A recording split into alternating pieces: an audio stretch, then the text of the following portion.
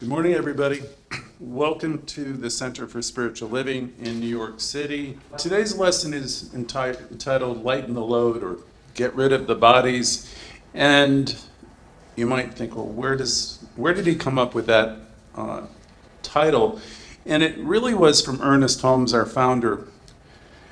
Ernest Holmes was saying a lot of people carry around a lot of stuff with them. And what do you think I mean by stuff? The stuff that I'm talking about is the baggage, the old ideas, the challenges, the sense that we're not okay, we're not good enough, and all of that type of thing. So today we're going to talk to you about lightening that load and getting rid of those bodies. So let's go forward. Have no fear of tomorrow, enjoy today. I remember a poem that was in a 24-hour day book that used to be affiliated with one of the 12-step programs. And I didn't write it down for today, but I pretty much have it memorized. The idea, it's called the Sanskrit proverb, it's called different names. But it goes like this: look to this day, for it is life, the very life of life. In its brief course lies everything. The bliss of growth, the glory of power. And it goes on to say, for today well lived makes every yesterday a dream of happiness, and every tomorrow a vision of hope. So that it was also called the salutation to the dawn. So look well to this day. Well, how can we do that? One thing is we can begin to refuse to carry our troubles with us. Ernest Holmes' idea that we're carrying around a lot of hurts and corpses and bodies, and these are the mistakes of yesteryear and the mistakes of yesterday. These are the grievances, this is the anger, this is the stuff that perpetually weights us down. You can think of a ballast on a ship. You know, there's a certain amount of weight that keeps the ballast centered, and there's a certain amount of ballast, and another analogy I'm going to speak of today, that, for example, if you think of a hot air balloon, they have to have a certain amount of weight, but many of us have too much weight. You might be thinking, yeah, I would take to have too much weight. Well, I understand what that is too, but the weight we're talking about here is the emotional things that hold us back and keep us held back.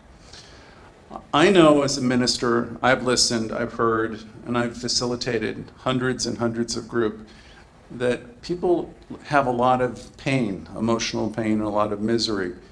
And there's a lot of suffering that people have. They suffer over all the I shouldn't say normal, but all the things that people suffer about, things like their employment or lack of employment, and their worry about their future, and their worries about getting older, and their worries about their health and their wealth, and the fact that they're not tapping into their creative potential, and their lives aren't working the way they want them to. So there's a tremendous amount of worry and misery, and people are living in places in the world where there's no freedoms and the inability to live and be who they are.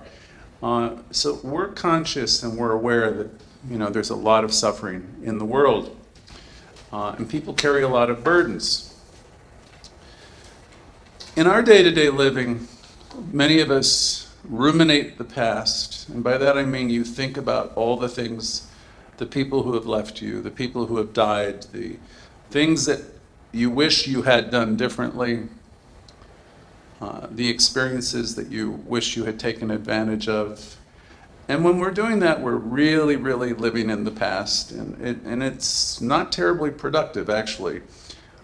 Unless if you're drawing from the past to create a better tomorrow, a better present moment, it's detrimental to us moving forward. Or conversely, or the opposite is people can't be present right now, and that's a big problem too, because if you can't be present right now, if you're worried about the future, you're thrusting yourself into the future, and then you're incapable of having any present moment enjoyment.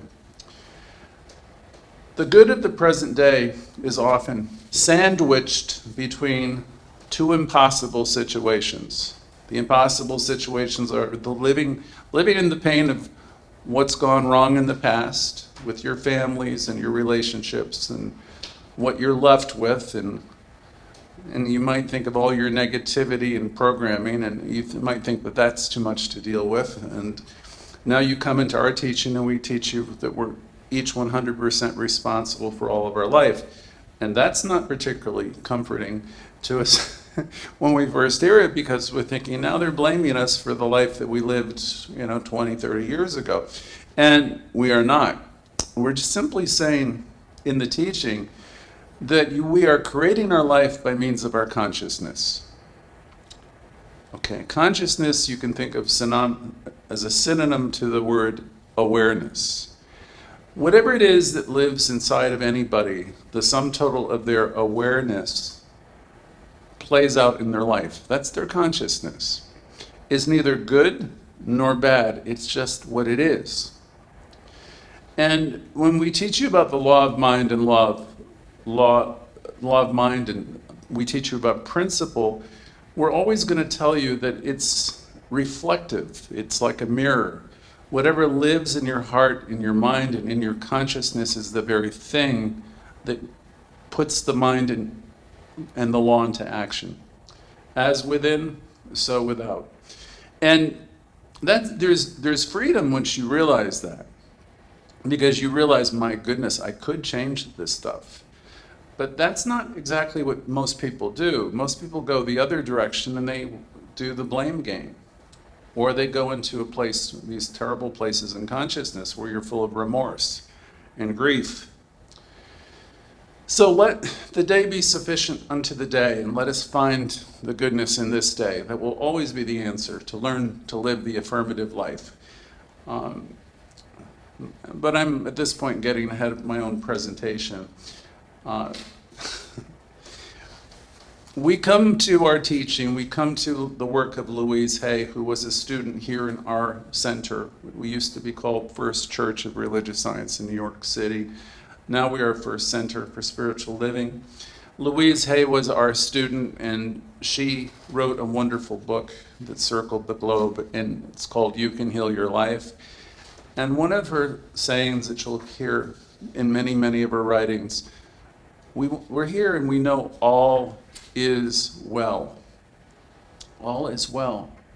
Well, I can know that intellectually, but I have to know that on a deeper level for that to reflect in my life. And back to our talk. Well, how do we get rid of this stuff? The body of thoughts, the body of negativity, the body of doubt and fear. How do we do that? As many of you have heard, we talk a lot about changing our mind or changing our thoughts, the tendency of thoughts, if you want to change your life. But the real challenge is keeping it changed. Okay, you come up with this new idea, you say, okay, today it's going to be different, I'm going to adjust my diet, I'm going to adjust my habits, but and you have good intentions, and you start off with a bang, and then what happens? I've seen that happen in all kinds of 12-step programs for over 40 years. People will come and they will share their problems, and it's therapeutic to share your problems. But the thing is, when you leave those rooms with a moment of like, oh my goodness, I'm going to do it differently, that's great, that part of it. But where is the follow-up and where is the follow-through? Most people, in my experience, will lighten their load in that sense, but then they revert to whatever the habit or whatever the state of consciousness that they're trying to let go of. So the challenge is keeping it changed. If you've made a realization, somehow nurturing that realization to bring it forth into your life so it stays, and not slipping back into what you have always thought to be true. I have a story that's somewhat on point from Mark Twain, and I'm thinking yesterday, now I know who Mark Twain is. I read Mark Twain, and I don't know that anyone does anymore. As we get older, we find the younger generations don't know some of these, great writers and humorists. But anyway, Mark Twain wrote a story probably about 120 years ago. And in it, he wants us to make room for the good to happen. He wants us to relieve ourselves of the unneeded weight. And this is what today we'd call emotional baggage, worry or doubt. A little weight or ballast is important, again, as I said before, if you are running a hot air balloon or if you're running a ship, a submarine. But excess ballast, even if it's excess baggage, in other words, even if it's emotional baggage, will definitely weigh you down and prevent you from going forward. So we want to practice implementing new routines. From Benjamin Franklin's first self-help book in the 1700s, Assume a Virtue if you have it not. Practice it, practice it, practice it. So 120 years ago, there was a writing by Mark Twain, and it was called Following the Equator. In this story, A Journey Around the World, he wrote about a woman who had become ill while on board the same ship that he was on. He wrote this story, and it was called a couple different names, but Bad Habits, especially as it pertains to today's talk. But first, before he spoke of her, he spoke of his own healing.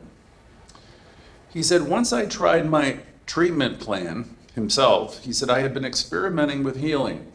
I had been confined to my bed for several days with back pain. I think it was called, if I'm pronouncing it correctly, lumbago. And his case refused to improve. It was really, really debilitating. Think of the worst possible back pain. And finally, he called a doctor in.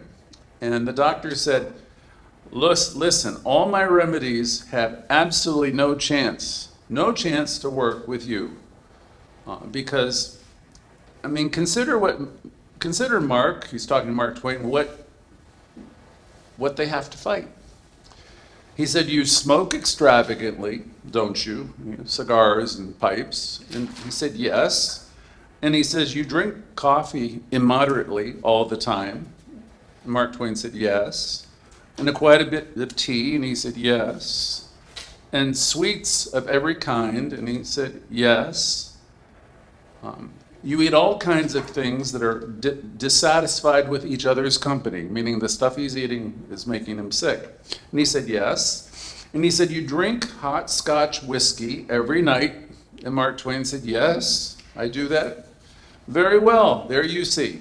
As a doctor, what I have to contend with? And he said, the doctor said, we can't make progress with the way things are, the way things stand. You must make a reduction in these things that you are doing to reduce your consumption of all of them considerably for quite some time if you want to be healthy. Twain said, I can't, doctor, I just can't. And the doctor said, why not? And Twain said, I lack the willpower. I think I would rather cut them off entirely, but I can't merely moderate them. The doctor said, well, that's your answer. Cut them out entirely. And he said he'd come around in 24 hours when he'd made his rounds and check in on Mark Twain. But the good doctor had taken ill himself the next day and he never came back. But Twain wrote, he said, at that point I did not need him anymore. He said, I cut off all those things for 2 days and 3 days and nights. In fact, I cut off all kinds of food. I cut out my drinking and my smoking. I did everything except water. I was drinking water. At the end of 48, 72 hours, all the terrible pain in my back that I could not get rid of was gone. And all the discouragement, which I call depression, had lifted. Immediately, he said, I began to feel better. I was a well man. I was healed. So I gave thanks, he said, I gave thanks until I started taking all the delicacies again. So there it is. Here he is, healed, feeling better. He discovered the thing upon himself, just like we do in religious science. He worked with it. He got rid of it. He was feeling better. His whole life, he's known he's healed, he's discovered the great thing. And then as soon as he had done that, he says, and then I immediately took to all the delicacies again, meaning he went back to his old ways. So that's interesting. It tells me a little bit about, the human condition. Even, we do this. We get really good for a while. I have 2 friends who have been on an eating program that I've been on, and the thing is, it works. But then the thing is, then they start say, well, I'll have a little of this and I'll have a little of that. And very soon all the gains are lost and people are right back where they started from. But going back to the story with Mark Twain, even though after recovery, he resumed his activities, he had learned a great lesson. And he went on to say he was teaching other people about his great discovery. It seemed a valuable medical course. And so he said, I started recommending it to everybody, even though he wasn't practicing it himself. There was a lady on the ship, and she had really run down and down and down, and she was really in a terrible place physically. And he said she had reached the last point, a point where medicines no longer helped, and there wasn't really much hope for her. And he said, I met with her, I told her, I know how you can heal. I know how you can heal this. I know a way that works. And of course, that was the best thing she could ever hear, and she started to brighten up a little bit because she was in a hopeless situation. And it filled her up with so much hope because she said she would do everything that Twain told her to do. Remember, Twain is a humorist. So he told her, you must stop swearing, you must stop drinking, and you must stop smoking, and you must stop eating for 3 or 4 days and only drink water. And he said, then you would be perfect. Again, trust me, I've done it. And I know it would happen. He says, and I know it would have happened just that way for her. But she said she could simply not stop smoking. And she could not stop drinking. She couldn't stop doing these things. She said because she had never done them in the first place. Twain said, so there it is. This lady he was treating, she had neglected her habits, and she didn't have any habits to let go of. He went on to say, these bad habits would have done her some good. There were none in stock for her. She had nothing to fall back on. She was a sinking vessel with no freight to throw overboard, no ballast to throw overboard, and nothing left to lighten her ship at all. So, most of us don't have the problem that the lady had. Most of us have plenty to work to do. Plenty of weight, plenty of bodies, plenty of emotional bodies that are holding us down and holding us back. Plenty of attachments, plenty of desires for things to work out the way we want. Most of us have a lot of work to do. And we don't say that to be, we don't say that here to burden you. We just want you to wake up to the fact that the joy and the peace and the glory and the love and the light are all there surrounding you, in you, operating through you, and they're available to you. The work that needs to be done is to have a shift in consciousness and to lighten your load of all these burdens. Holmes said we carry around many bodies, corpses, ancient hurts, betrayals of all kinds. We get to the point where we can't trust anybody, or we have a difficult time once people have done things with us or to us. So it's tough for you to be optimistic. It's tough to go forward. It's tough to be satisfied. It's tough to trust. So we have many things we can let go of. Bodies of thoughts. We can let go of people, places, and things where we have had a history with them, and every time it turns into something that's impossible. We can let go, we can release. All of our attachments are suspect. I remember reading Ken Kai's when I was a younger person in his book, Handbook to Higher Consciousness. One of the best lines he said, "Let your addictions be turned into preferences." And if you think about it, your addictions to people, your addictions to having things work out a certain way, these are all like, I want it a certain way. And Ken Kai's thought was, let your addictions, these strong emotional demands, be turned into preferences.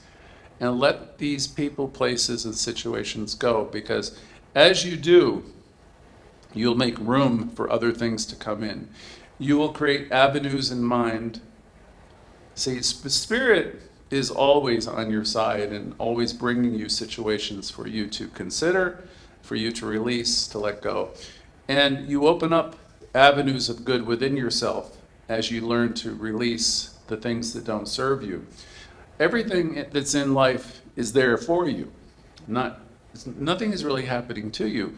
If it's there, it's more or less, it's on. I consider it's like, okay, it's on my dance card. I can deal with this now, or I can deal with this later.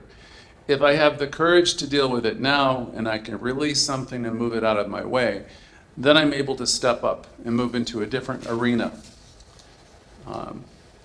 When you're hanging on for dear life, in recovery they would call that white knuckle sobriety. It's very hard for anything good to come into a clenched fist or someone who's hanging on. But a person who's open and receptive, they're not going to be too disturbed by what happens in the outer world, because they have an inner faith and they know, if not this, something much better is coming my way. As I was putting this talk together, Reverend Celeste was helping me, and she had a question. She said, if you get a new car, do you weld it on top of the old car? Or do you clean out your personal stuff from the old car, the trunk and the glove compartment, and clean it up and get it ready and bring it to the dealer so you can trade it in for a new one? You create a space for the new car in your life, is what we're getting at here. And for myself and for all of you, if we want to have a better experience in our life is, on planet Earth, consists of days and years and moments. And if you want it to be great, and you're in a situation where really something's untenable or really seeming awful, we want to find a way to create a place for something better to come in. Nothing better comes in when you're holding on to old cars, old furniture, old girlfriends, boyfriends, and things that don't work. You can try to change them, you can try to do everything in the world, but it doesn't happen that way.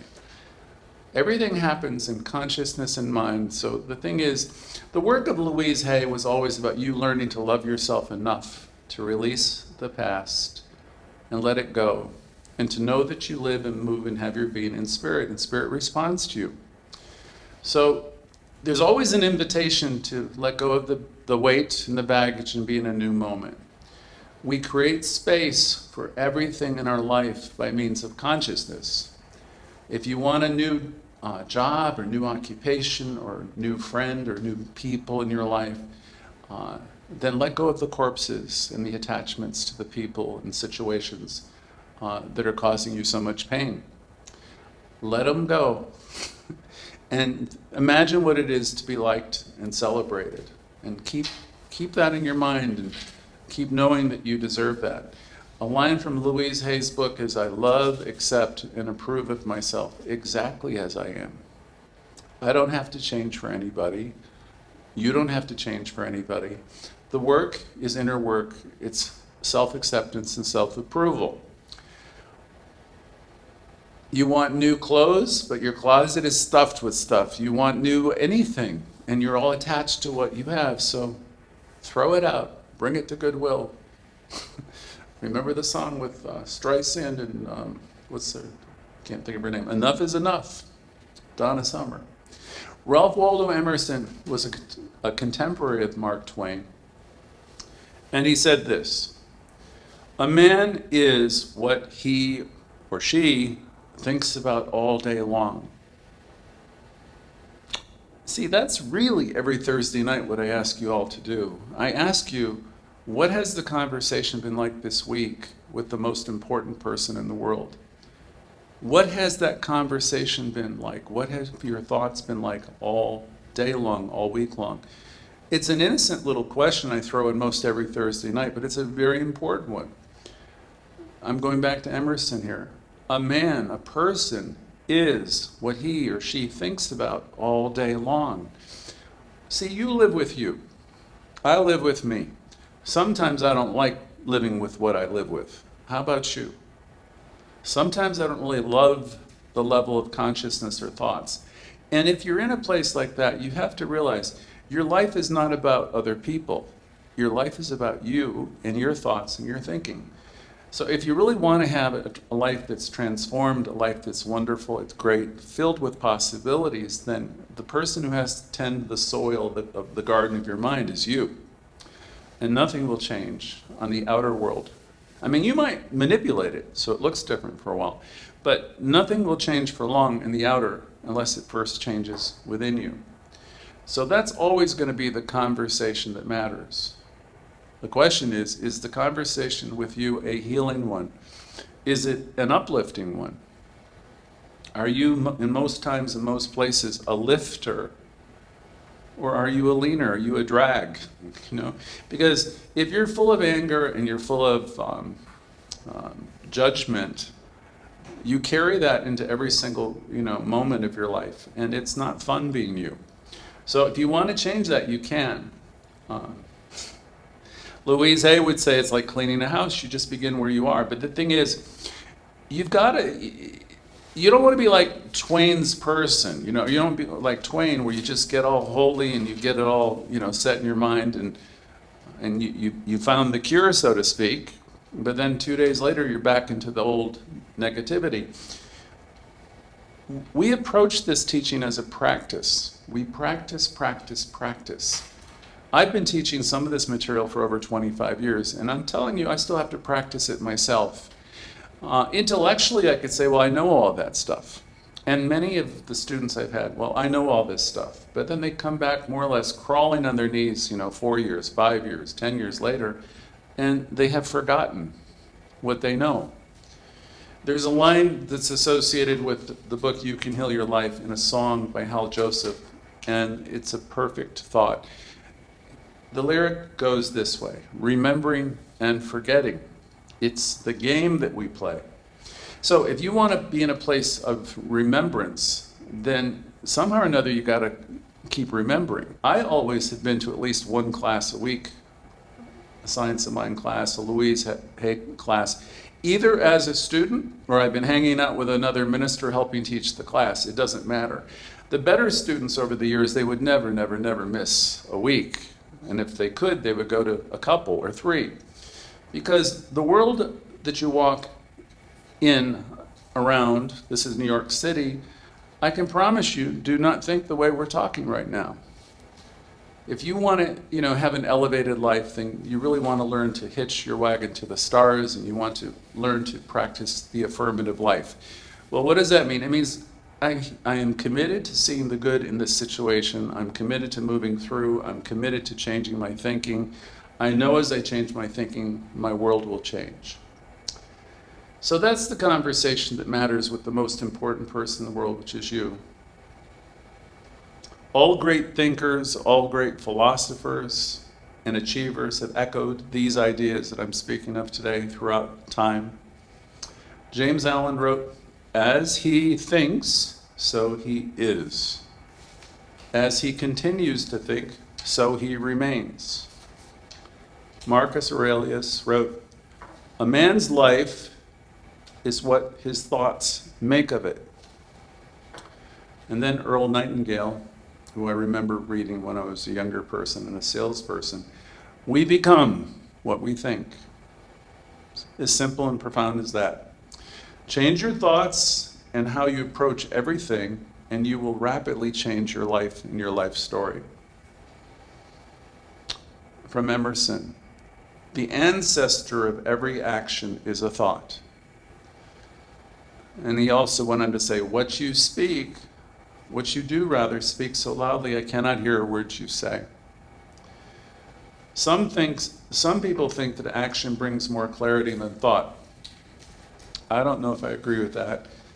Certainly, though, I know I have learned, and we learn by doing. We get clarity by doing. by trying things, by practicing. If you're working with our teaching, it is a practice. We don't try to teach you to believe anything that we're saying. All we suggest is you practice, practice, practice. If you keep practicing the good, and you keep knowing and having faith that good is at hand, you will start to experience that. You don't have to take it from the minister or any of us. We practice, and as we begin to practice, we will start to see the demonstrations, we will see the results.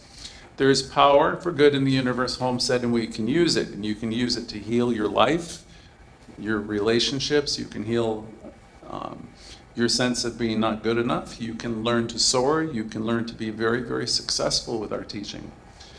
A lot of people have inertia, meaning they have a tough time getting out of their own way. But you can if you really want to. So after we do our morning meditation, our contemplation, our treatment and meditation, and we connect, and we do our affirmative prayer. After we have changed our thinking, we want to get up and do something. We want to start moving on what we've come to conclude. And we want to have some inspired action. We do our work in consciousness, yes. We are also doers in the world. And we're here to be lifters. We're not here to sit on our butts.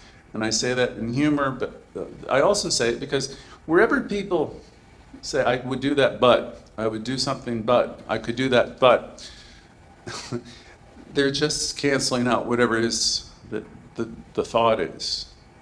You know, once you know, and get up and start moving towards the solution. Let our actions speak louder than our words. Let love be visible by means of our actions. The purpose of life is to be happy and useful and compassionate towards ourselves and towards humanity. Everyone is part of this one life. We teach you that here. Everyone's part of this one spirit. It's a presence. It's not an absence. It's evolving within us and everybody's evolving, doing the best that they can. So we have really no business judging anybody, we have to have compassion for ourselves and others. We are growing, we're expanding in consciousness, each and all. As we do, we are lifting ourselves up and others too. Each of us are making a big difference by sharing our light. We're here to grow, we're here to lift ourselves and others up. This is successful living. Each of us in our own way doing important work. We won't go down to where we were before, not for long. Not if you're in this teaching, because the teaching calls you to be much more, to realize who you are. Life never goes backward anyway. You've got to know that by now. Life is changing, it's changing fast, and it's changing by means of all of us. And we have lived through a lot, and we continue to live, and we will thrive, and we'll learn to thrive. The only person you are destined to be, or to become, is the person you decide to be. And I'll close with this one thought. Write it on your heart that every day is the best day of my life. And so it is.